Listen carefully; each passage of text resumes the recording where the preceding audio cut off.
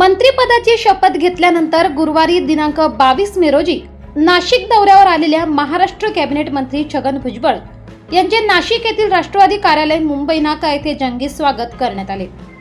अंबादास खैरे यांच्या नेतृत्वाखाली ढोल ताशांच्या गजरात फुलांचा वर्षाव करत फटाके फोडत क्रेनच्या मदतीने 60 फूट उंचीचा हार घालून स्थानिक लोक आणि समर्थकांनी महाराष्ट्र कॅबिनेट मंत्री छगन भुजबळ यांचे जोरदार स्वागत केले। स्वागतादरम्यान राष्ट्रवादी भवनासमोर भव्य रांगोळीही काढण्यात आली। नाशिक येथे आगमनानंतर पदाधिकारी कार्यकर्त्यांमध्ये अभूतपूर्व उत्साह बघावयास मिळाला। भुजबळांनी विकासाच्या दृष्टीने नाशिकचा कायापालट केला आहे।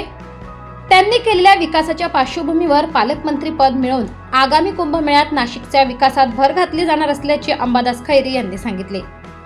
यावेळी महाराष्ट्र कॅबिनेट मंत्री छगन भुजबळ यांनी प्रसार माध्यमांशी संवाद साधला।